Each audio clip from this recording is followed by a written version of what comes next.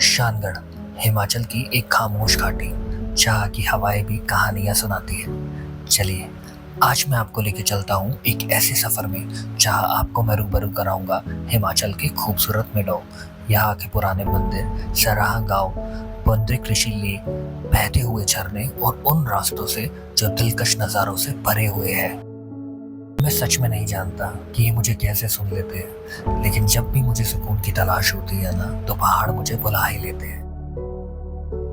रास्तों की खामोशी का हो या ट्रेवलर की खिड़की से आती हुई ठंडी हवा, दोनों मिलकर एक अलग ही कहानी बुनते हैं। शानगढ़ तक जाने वाला ये रास्ता काफी सकरा और मोड़ों से भरा हुआ है, लेकिन हर मोड़ पर नई खूबसूरती छपी हुई है और दिलकश नज़ारे आपका इंतजार कर रहे हैं।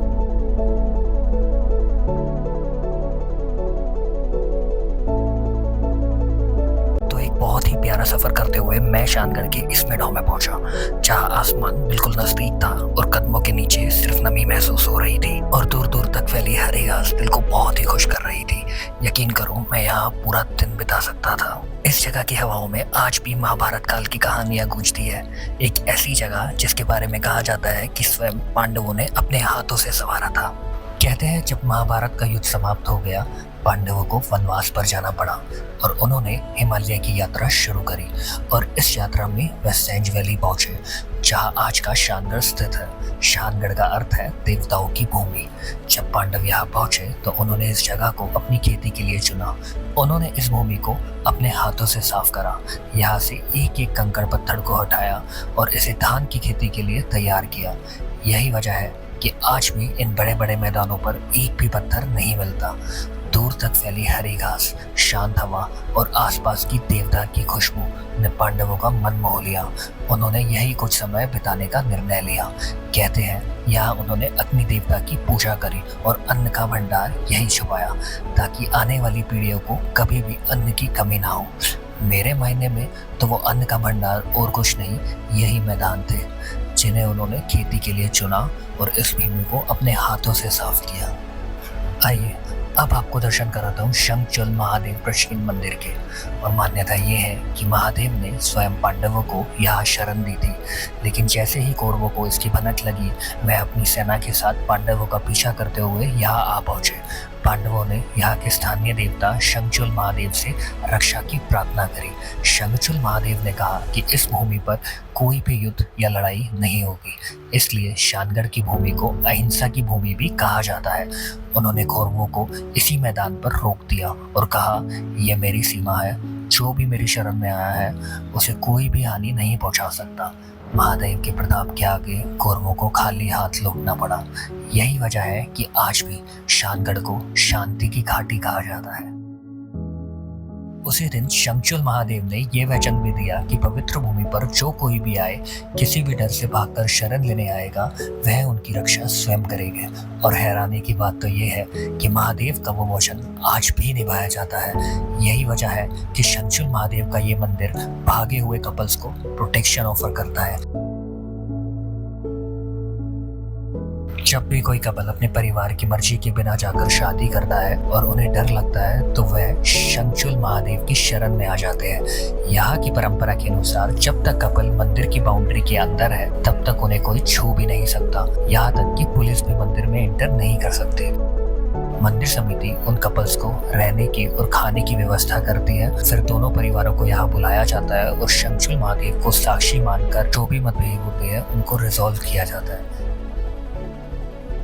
यह सिर्फ एक कहानी नहीं है, यह यहाँ की जीती जागती आस्था है। महादेव यहाँ के राजा भी है और न्यायाधीश भी है। इस मंदिर की बनावट भी कमाल की है।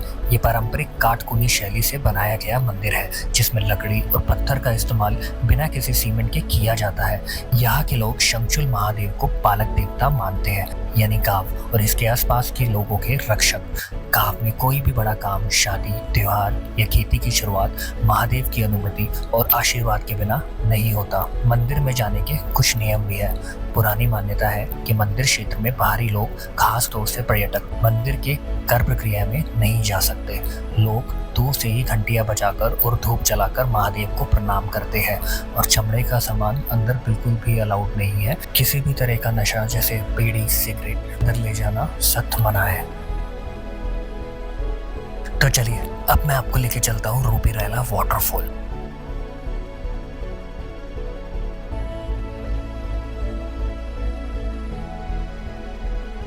लेकिन पांडवों का जिक्र ना हो ऐसा तो हो ही नहीं सकता। पांडव यहाँ के झरनों से पानी लाया करते थे और कहते हैं कि भीम इस घाटी में सुबह शाम कसरत करते थे।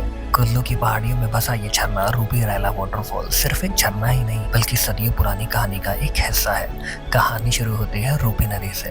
कहते हैं इस इलाके में रूपी नाम की एक छोटी नदी बहती थी जिसकी धाराएं खेतों और जंगलों में जान डाल देती थी।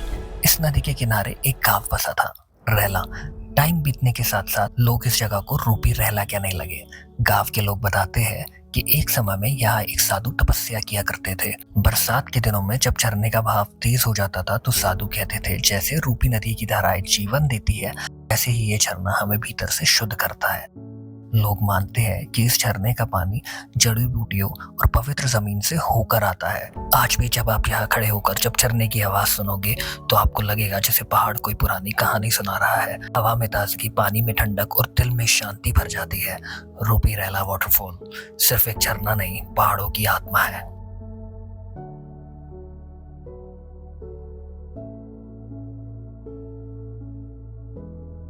घने जंगलों के पीछे गुजरता यह छोटा रास्ता हमें ले जाता है पुंडरीक ऋषि लेक की ओर। हर कदम के साथ शहर का शोर पीछे छूट जाता है। चारों तरफ से पेड़ों से घिरी शांत झील हमें सामने दिखती है। वो पहली झलक दिखती है शांत, स्थिर और पवित्र।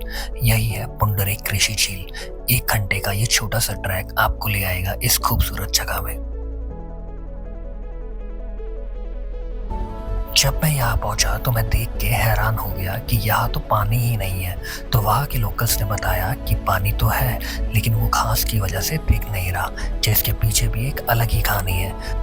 तो कहानी ये है, जब गुंडू महादेव यहाँ से निकल रहे थे तो उनकी नज़र इस झील पर पड़ी। उन्होंने यहाँ शाही स्नान करने की इच्छा जताई। तब उन्होंने पुंडरीक ऋषि से कहा कि मुझे भी यहाँ शाही स्नान करना है, लेकिन पुंडरीक ऋषि ने उन्हें मना कर दिया। और मना करने पर गुंडू महादेव ने प्रहार करा, तीर से प्रहार करा, जिसमें सब घास और जड़ी बूटियां यहाँ आ गई। और उसके बाद से ये घास ना तो कम होती है और ना ही बढ़ती है। इसके बाद पुंडरीक ऋषि ने पलटवार करा और उन्होंने भी एक तीर दाग दिया जो जाकर गुंडू महादेव की आंख में लगा। तो तब से कहते हैं जब भी अगर गुंडू महादेव की कोई मूर्ति या प्रतिमा यहाँ पर बनाई जाती है तो उनकी आंख के पास में क्रैक आ जाता है। इस झील में घास के बीच में छुपा एक छोटा सा पैच भी है जो बिल्कुल क्लियर है। इसी जगह पर साल में एक बार यहाँ के देवता यहाँ शाही स्नान करते हैं और आम आदमी यहाँ अलाउड नहीं होता। लेक की गहराई का अंदाजा आप कुछ इस कदर लगा सकते हैं कि अगर वहाँ कुछ भी डाले नारियल पूजा का सामान तो यहाँ से 3 किलोमीटर दूर काठा गांव में निकलता है जो सेंज वैली के पास है। इसी जन्नत जैसी घाटी में छिपा है एक छोटा सा गांव सरान। ये वो सरान नहीं है जिसे दुनिया भीमा काली मंदिर के नाम से जानती है। ये नाग देवता पुंडरीक ऋषि की धरती है, हिमालय की जीती जागती विरासत। ये कुल्लू की सेंज घाटी का अपना एक गुप्त नगीना है, एक और गांव जहाँ वक्त आज भी ठहर जाता है। ग्रेट हिमालयन नेशनल पार्क के दिल से एक रहस्य आपका इंतजार कर रहा है। ये है जादुई सेंज घाटी की गहराई में बसा गांव सरान अपर नाइक। ये वो सरान नहीं है जिसे दुनिया भीमा काली मंदिर के नाम से जानती है। ये नाग देवता पुंडरीक ऋषि की धरती है, हिमालय की जीती जागती विरासत। पर एक जगह नहीं बल्कि किसी पुरानी कहानी का एक पन्ना, सेंज वैली का एक छुपा हुआ टुकड़ा जहाँ बादलों की चादर सुबह सुबह घास की हरियाली को छू लेती है। दूर तक फैली ये हरी घास का मैदान और उस पर गिरता ये कोहरा, मैं तो मानो बस देखता ही रह गया। धुंध में लिपटी इन छतरियों के नीचे वक्त जैसे ठहर जाता है। यहाँ हवा भी रुककर सांस लेती है और हर पेड़ हर चूल्हा एक कहानी सुनाने लगता है। यहाँ प्रकृति की सुरीली आवाजें एक साथ गूंजती हैं। यहाँ आकर महसूस होता है कि कभी कभी खुशियों का मतलब सिर्फ यही होता है, खुले आसमान के नीचे एक गहरी सांस लेना। उसके कुछ देर बाद मौसम ने करवट ली और बहुत तेज बारिश हुई। ठंडी हवा चली और दिल कह रहा था चलो थोड़ा भीग लेते हैं। कभी कभी सफर की असली खुशी बस एक बारिश में भीग जाने में होती है। और उस दिन शानगढ़ की घास पर इस पीले रेनकोट में खुशियों की बारिश हो रही थी। घने जंगल, बादलों की चादर, मिट्टी की खुशबू और गिरते हुए पानी की बूंदें, सब कुछ एक साथ जी रहा था मैं। कुछ यादें सूख कर नहीं, भीग कर और गहरी हो जाती है। सरहान की यह बारिश मैं कभी भूल नहीं सकता। जिंदगी एक लम्हे के लिए रुक सी गई थी और बस मुस्कुराने लगी थी।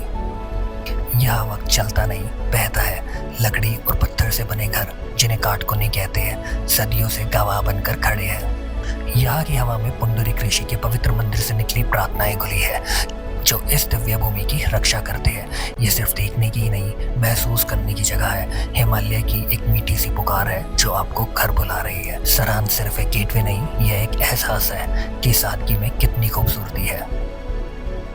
सरहान विलेज में ये पुंडरीक ऋषि मंदिर ब्रह्मा जी, श्री कृष्णा, श्री रामा, हनुमान, शेषनाग और गणपति जी की नक्काशी से बना हुआ है। ये मंदिर अप्रैल में ओपन होता है, जब यहाँ मेला होता है और यहाँ शिवलिंग स्थापित है। फिलहाल ये मंदिर बंद है। जब अप्रैल में खुलेगा तब मैं आपको इसके दर्शन एक बार फिर कराऊंगा।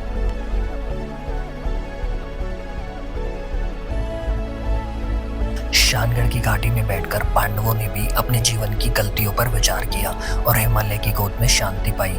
यहाँ की घाटी आज भी उतना ही शांत और दिव्य लगती है जैसे पांडवों के समय में थी। तो कब आ रहे हैं आप शानगढ़ घूमने?